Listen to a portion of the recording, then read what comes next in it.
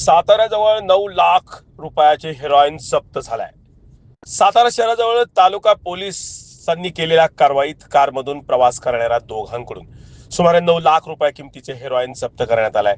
संबंधित दोघे कोल्हापूर येथील रहिवासी असून अंमली पदार्थ विक्रीच्या उद्देशाने ते साताऱ्यात आले असल्याची माहिती समोर आली आहे.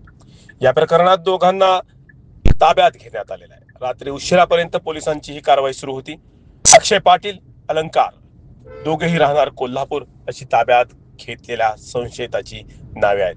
अंमली पदार्थ विक्रीसाठी दोघे जण कारने साताऱ्यात येणार असल्याची गोपनीय माहिती पोलिसांना मिळाली होती.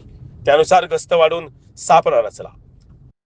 सोनगाव परिसरातील पांढऱ्या रंगाची संशयास्पद कार आढळल्याने पोलिसांनी त्याला थांबवण्याचा प्रयत्न केला. मात्र पोलिसांनी पाहताच संशय मोठ्या प्रमाणात वाढला आणि घटनास्थळावरून त्यांना दोघांनाही ताब्यात घेण्यात आलेला आहे.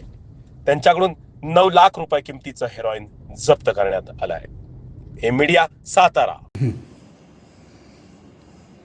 पोलीस स्टेशन सातारा तालुका येथे काल एक कारवाई झाली ज्याच्यामध्ये NDPS म्हणजे narcotics drugs and psychotropic substances act खाली सेक्शन 8 आणि 20 याच्याखाली एक कारवाई झाली ज्याच्यामध्ये 12 ग्रॅम हिरॉईन हे 2 आरोपींकडनं जप्त करण्यात आलेलं आहे. एका आरोपीचं नाव आहे अलंकार मुळीक आणि दुसऱ्याचं नाव आहे अक्षय पाटील.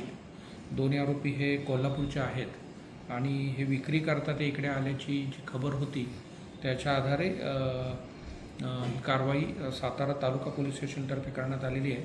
बाजाराची किंमत सुमारे 9 लाख आहे हिरॉईनची आहे आणि याच्यामध्ये पुढचा शोध चालू आहे ज्याच्यामध्ये हे कुठून आणलं, काय आणलं आणि आधी काही असं काही केलं आहे का या आरोपींनी इकडे, या संदर्भाने पुढील तपास सातारा तालुका पोलीस स्टेशन करत आहे.